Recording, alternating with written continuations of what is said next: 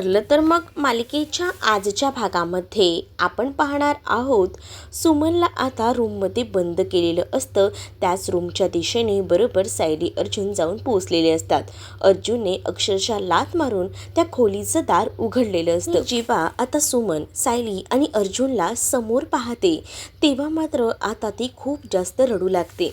म्हणजे इतके दिवस असं बांधून ठेवलेलं होतं, पण आज ती सुटलेली होती आणि त्यामुळेच ना तिला खूप जास्त बरं वाटलेलं होतं आणि ती त्याच पद्धतीने आता विचारही करत होती.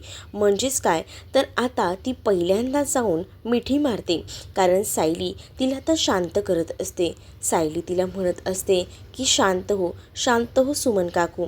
सुमन काकू, आता जे काही मनात आहे ते इतके दिवस तिने साठवून ठेवलेलं होतं ते आता भडाभडा बोलायला सुरुवात करते. आणि तुमची ही अवस्था कोणी केली सुमन काकू? सांग ना सुमन काकू. आता सुमन काकूला शांतपणे त्या खुर्चीवर बसवलं जातं. तिला पाणी दिलं जातं. तिच्या हातापायांना ज्या दोरखंड बांधलेले होते ते दोरखंडसुद्धा सोडले जातात. अर्जुन तिला पाणी देतो आणि त्याच वेळेला आता जेव्हा ती पाणी पिते तेव्हा ती रडत रडतच सगळ्या गोष्टी ज्या आहेत त्या आता सांगू लागते. म्हणजेच बाहेर महिपतची माणसं बसली आहेत, त्यांनी तर काही केलं नाही आहे ना, ती आहेत ना ठीक.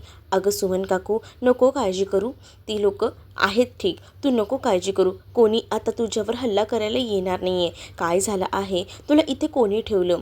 आमच्या ह्यांनी म्हणजेच नागराजने इथे मला आणून ठेवलं. ही गोष्ट आता इकडे मात्र सुमन बोलत असते. आणि सुमन जेव्हा ह्या सगळ्या गोष्टी बोलते तेव्हा मात्र सायली अर्जुनला खूप मोठा धक्काच बसतो. दुसरीकडे आता पाहायला मिळतं, इकडे मात्र घरात सगळीजणं सायली अर्जुन नाही आहे म्हणून खूप जास्त अस्वस्थ झालेले असतात. कुठे गेले असतील हे सायली अर्जुन? हे असे का करतात प्रत्येक वेळेला? काय गरज आहे असं न सांगता जायची? सांगायचं तरी होतं. प्रताप हे कॉल करत असतात, पण प्रतापचा कॉलसुद्धा ते रिसीव्ह करत नसतात. म्हणजे कधीतरी कॉल लागतो, मग कधी कॉल लागतच नाही. असं का होतंय? कुठे गेलेत हे दोघं? इकडे आता प्रियालाही टेन्शन आलेलं असतं. प्रियाही विचार करत असते की नेमकं काय चाललंय ह्या दोघांचं. म्हणजे घरात न सांगता गेलेत, म्हणजेच नक्की कुठच्या तरी मिशनला गेले असणार आहेत. पण यांनी घरात सांगायला हवं होतं. आणि मुळात ना आता सगळीकडनंच धोका आहे. म्हणजे कसं, आता जर सांगून गेले असते तर समजलं असतं. दुसरीकडे पुन्हा एकदा फोन लावला जातो पण लागत नसतो. म्हणून रविराज आता चैतन्याला कॉल करतात. चैतन्याला कॉल करून रविराज आता या सगळ्याबद्दल विचारू लागतात. चैतन्याला म्हणतात की तुला माहिती आहे का की सायली अर्जुन कुठे आहेत ते? त्यावर चैतन्य म्हणतो की नाही, मला तर वाटलं होतं की ते घरातच असतील. खरंच ना काका, मला नाही हो माहिती ते कुठे आहेत ते, असं आता इकडे असणारा चैतन्य बोलतो. मग रविराज फोन ठेवतात. मग आता प्रियाला नक्कीच संशय येतो, हे दोघंही जण गेले आहेत, याचा अर्थ नक्कीच काहीतरी गडबड आहे. पण या सगळ्याच्या मुळाशी तर जायला हवं. हा नागराज काका पण कुठे जाऊन बसला यार, काहीच कळत नाही आहे. दुसरीकडे आता सुमनकडनं सायली अर्जुन सगळ्या गोष्टींचा तपास घेत असतात. नेमकं काय घडलं होतं काय नाही याबद्दल तिला आता विचारपूस करत असतात. त्याच वेळेला सुमन आता सांगू लागते की मी इथे होते ना, इथेच महिपत देखील होता. महिपतला ह्यांनी इथेच बांधून ठेवलं होतं. ही गोष्ट जेव्हा आता सायली अर्जुनला समजते तेव्हा त्यांना धक्का बसतो. म्हणजे महिपतसारख्या गुंडासोबत आपल्या बायकोला कोण असं बसवू शकतं? हाच जो विचार आहे ना तो मात्र आता सायलीच्या डोक्यामध्ये येत असतो. तर इकडे अर्जुनला मात्र नागराजची खूप जास्त चिड येत होती. मग आता नागराजने महिपतलाही बांधून ठेवलं होतं, याचा अर्थ काय, असं आता सायली म्हणत असते.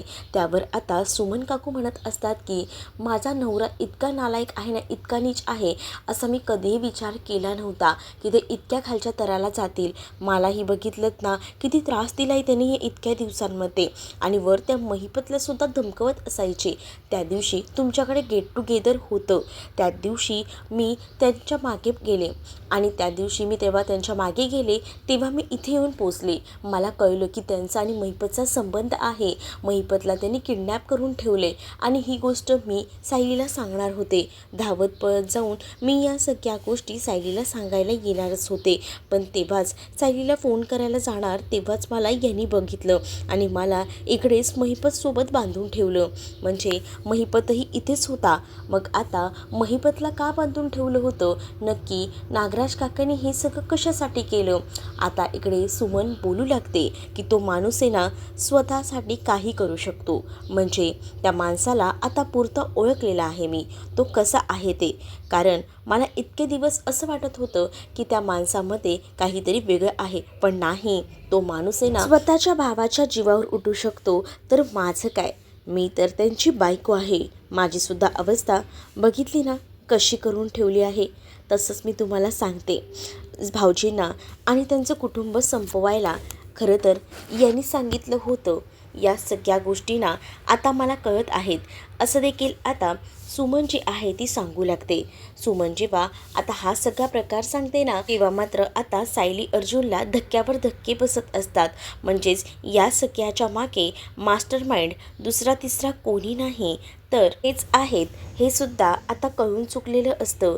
आणि जेव्हा या सगळ्या गोष्टी कळून चुकतात ना, तेव्हा मात्र आता सायली अर्जुन विचारही करू लागतात की म्हणजे एवढे दिवस आपण या गुन्हेगाराला शोधत होतो, ते नागराज काकाच आहेत या सगळ्याचा मास्टर माइंड.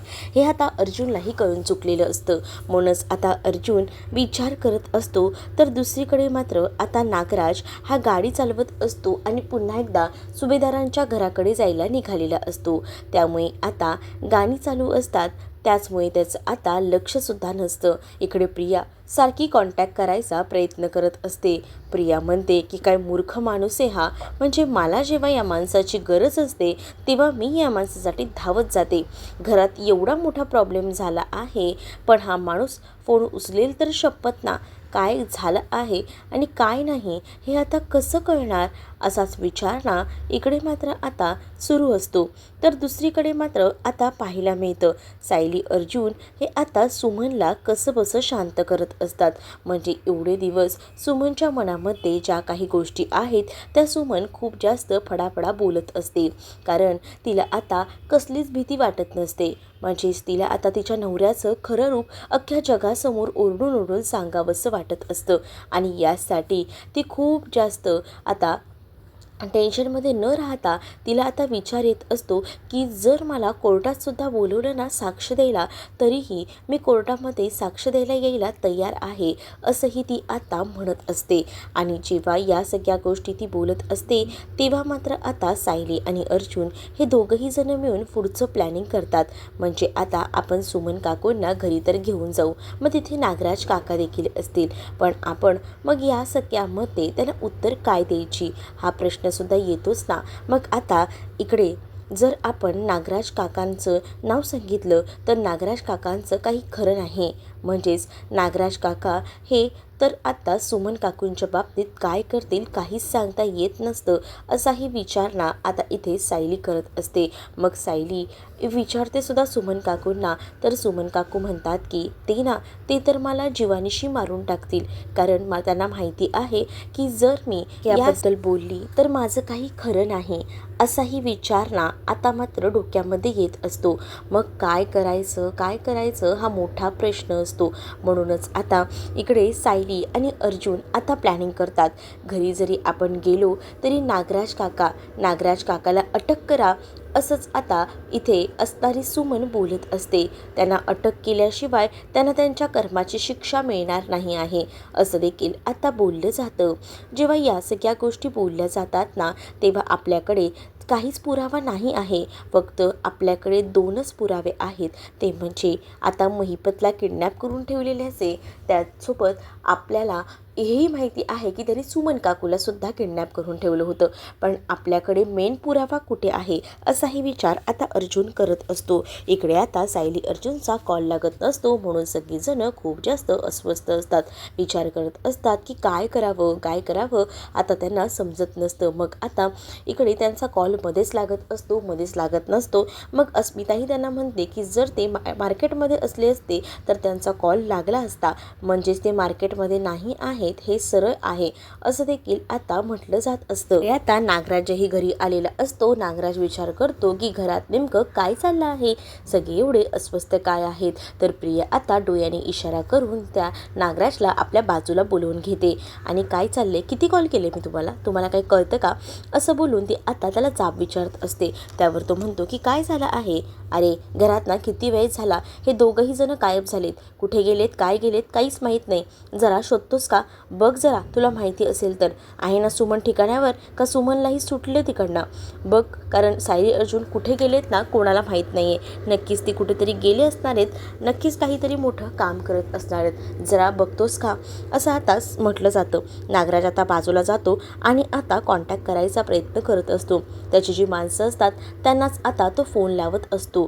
तर दुसरीकडे मात्र आता पाहायला मिळतं अर्जुन सायलीला म्हणत असतो की बघ सायली, आपल्याकडे बरेच पुरावे तर आहेतच, पण आपण या सगळ्याच्या जोरावर पुढे जास्त जाऊ शकत नाही, कारण आपल्याकडे महत्त्वाचा पुरावा नाही आहे. महत्त्वाचा जर पुरावा आपल्याकडे असेल ना तर आपण ना काही देखील करू शकतो. आणि त्यासाठी मला असं वाटतं ना की आपण असं आधीच डायरेक्ट नागराज काकांवर आरोप करू शकत नाही. आपल्याकडे काही पुरावे नाही आहेत. सध्या तरी ना आपण एकच गोष्ट करू शकतो, ती म्हणजे मला असं वाटतंय ना की सध्या आपण फक्त महिपतचं नाव पुढे करूया. म्हणजे या सगळ्या गोष्टी महिपतनेच केल्या आहेत आणि त्यामुळेच आपण महिपतला धारेवर धरूया आणि महिपत विरोधात आता ही लोक प्लॅनिंग करू लागतात. म्हणजेच काय तर महिपत जो आहे त्यानेच आता सुमनला किडनॅप केलं होतं आणि महिपतनेच मुद्दामून त्याला जे हवं ते साध्य करण्यासाठी हे केलं आहे असं देखील आता म्हणून मुद्दामूनच सांगितलं जातं.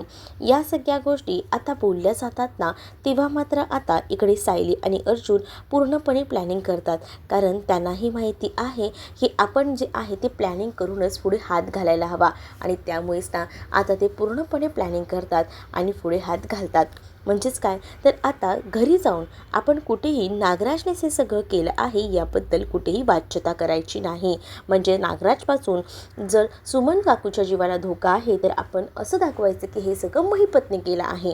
मग आता सायली अर्जुन कसं बसं त्या सुमनला तिकडनं घेऊन जायला निघत असतात, म्हणजेच तिला शांत देखील करतात. तर दुसरीकडे मात्र आता पाहायला मिळतं इकडे मात्र नागराज त्या गुंडांना कॉल करत असतो, म्हणजे जी महिपतची माणसं आहेत त्यांना.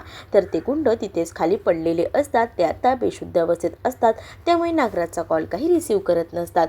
नागराज मात्र कंटिन्यू कॉल करत असतो. नागराज म्हणतो की कुठे गेलेत ही लोक, पण सुमनला कोणी पळवलं नसणार आहे, कारण सुमनवर कडक बंदोबस्त ठेवला आहे, कोणी कुठे जाणार नाही, बघूया काय होतंय नेमकं ते, असं देखील आता तो म्हणत असतो. दुसरीकडे मात्र आता पाहायला मिळतं अजूनही अर्जुन सायली घरी आले नाही आहेत, पण रविराज कॉन्टॅक्ट करत असतात. रविराज आता म्हणत असतात की खरंच ना या मुलांनी ना किती घोर लावून ठेवलं आहे जीवाला, कुठे गेली आहेत ही मुलं, असंही आता इथे म्हटलं जात असतं. तेवढ्यातच मग आता समोरच सायली अर्जुन आलेले दिसतात. सायली अर्जुन आलेले दिसल्याबरोबर विमल म्हणते की ते बघा दादा आणि वहिनी आले आहेत. मग सगळ्यांचीच नजर तिथे जाते, सगळेजण पाहू लागतात.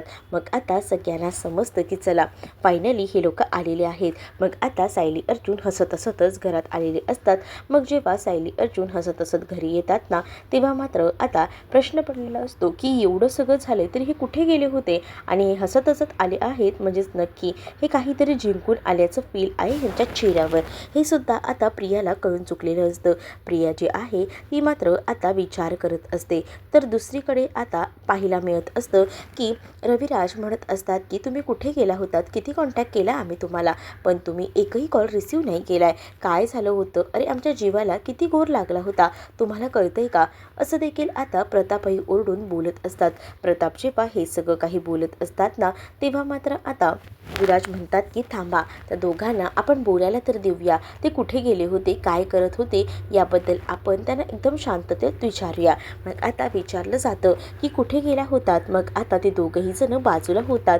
दोघंही जण जेव्हा बाजूला बाजूला होतात ना, तेव्हा मात्र आता समोरच तिथे उभी असलेली ही मात्र आता दिसते. सुमनला बघून आता खूप जास्त आनंद झालेला असतो. सुमनला बघितल्यानंतर त्यांना एवढं भारी वाटतं ना, की त्याचा विचारही त्या स्वप्नामध्ये करू शकत नाही. म्हणजेच तुम्ही सुमन काकूला शोधण्यासाठी बाहेर गेला होतात का, असं देखील आता म्हटलं जातं. हो हो, आम्ही सुमन काकूला आणण्यासाठीच बाहेर गेलो होतो, असं आता सायली अर्जुन सांगू लागतात. सुमन काकू आल्यानंतर घट्टपैकी आता मिठी मारू लागते. पहिल्यांदा जाऊन ती प्रतिमाला भेटते, प्रतिमाला मिठी मारते. आता इथे नागराज कंटिन्यू त्या गुंडांना कॉल करत असतो. सुमन तू आलीस, सुमन ये, असं बोलून जेव्हा प्रतिमा तिला आतमध्ये बोलवते ना, तेव्हा कुठे जाऊन आता सुमन आली आहे हे नागराजला कळतं. पण आता नागराज खूप जास्त घाबरलेला असतो, कारण सुमन आलेली असते. सुमन सुटून आली याचा अर्थ ती जर काही बोलून बसली तर आपण खपलो हे सुद्धा त्याला माहिती असतं. मग आता सुमनला बसवलं जातं. सगळ्यांच्याच मध्ये सुमन आता शांतपणे बसलेली असते आणि त्याच वेळेला आता सुमन जेव्हा शांततेत बसते तेव्हा मात्र आता सगळीजणं सुमन आली आहेत तर तिला प्रश्न विचारू नका, असं देखील आता म्हटलं जात असतं. मग या सगळ्या प्रश्नांमुळेच ना आता अस्वस्थ झालेली ही सुमन ही शांत बसलेली असते. पण त्याच वेळेला आता प्रताप म्हणतात की अरे पहिल्यांदा आपण ना देवासमोर ना साखर ठेवूया. सुमन इतके दिवस सापडत नव्हती आणि आज एवढ्या चांगल्या दिवशी ती सापडली आहे. तिला प्रश्न विचारून भंडावून सोडू नका, असं देखील आता म्हटलं जात असतं. मग आता सगळीजणं शांत उभे असतात आणि तिथे सुमन असते. सुमन कशी आहेस, आता तू बरी आहेस ना, तुला काही झालं तर नाही ना, असं आता पूर्णाची सुद्धा काळजी करून बोलत असते. मग तुझ्या बाबतीत हे सगळं कोणी केलं, असाही प्रश्न आता पडलेला असतो. मग आता इकडे नागराज खूप जास्त घाबरलेला असतो, कारण नागराजला माहिती आहे की त्याची कशी वाट लागणार आहे ते. मग आता नागराज जो आहे तो तिथे उभा असतानाच इकडे मात्र आता अर्जुन जो आहे तो म्हणू लागतो की या सगळ्याच्या मागे ना नागराज असं म्हटल्यानंतर नागराज काका खूप जास्त घाबरतो. नागराजला आता कळून चुकतं की या बाईनं सगळं काही सांगितलेलं दिसतं आहे आणि म्हणूनच आता खूप जास्त घाबरायला आता इकडे असणाऱ्या या नागराजला झालेलं असतं. पण नागराज काकाला हाक मारायचं नाटक अर्जुनने केलेलं असतं. अरे सुमन काकू इतके दिवस नव्हती नागराज काका, तेव्हा तू किती अस्वस्थ झाला होता, बघ ना सुमन काकू आता आलेली आहे,